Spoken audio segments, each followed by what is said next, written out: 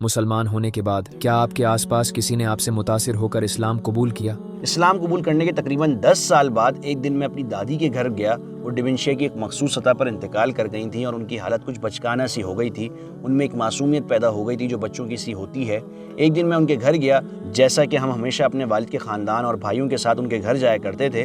وہ بڑے غور سے مجھے دیکھ رہی تھیں اور وہ مجھے کہنے لگی، تم اوپر کی منزل پر جا کر جو کرتے ہو میں بھی تمہارے ساتھ کرنا چاہتی ہوں۔ میں سوچنے لگا اوپر جا کر میں کیا کرتا ہوں، یہ کس بارے میں بات کر رہی ہیں۔ پھر مجھے یاد آیا کہ جب ہم گھنٹوں وہاں بیٹھے رہتے تھے اور نماز کا وقت آ جاتا تو میں معذرت کر کے اوپر جا کر ظہر یا عصر کی نماز پڑھ لیا کرتا تھا۔ وہ یہ بات نوٹ کرتی تھی کہ میں کس طرح وہاں جاتا اور پھر واپس آتا ہوں۔ تو وہ اس کی بات کر رہی تھی۔ میں نے کہا، اوہ آپ نماز کی بات کر رہی ہیں؟ کہنے لگی، ہاں وہی۔ میں نے کہا اوکے، آپ میرے ساتھ نماز پڑھ سکتی ہیں۔ تو میں نے انہیں اپنے پیچھے نماز پڑھائی۔ پھر ایک دن میں دوبارہ ان کے پاس گیا تو کہنے لگی، کیا ہم وہی کریں جو تم اوپر جا کر کرتے ہو؟ میں نے کہا اوکے۔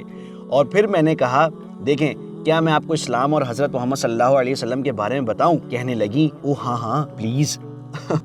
وہ ایک نہایت شفیق اور مبارک خاتون تھیں، اللہ ان پر رحم کرے۔ میں نے ان جیسی پیاری خاتون کبھی نہیں دیکھی۔ میں نے انہیں اسلام کے متعلق سب کچھ بتایا، انہیں لا الہ الا اللہ کے بارے میں، ایمان کے بارے میں بتایا، اور یہ کہ اللہ کے سوا کوئی خدا نہ ہونے کا کیا مطلب ہے اور محمد صلی اللہ علیہ وسلم کون ہے، اور وہ سب کچھ ماننے کے لیے فوراً تیار تھیں۔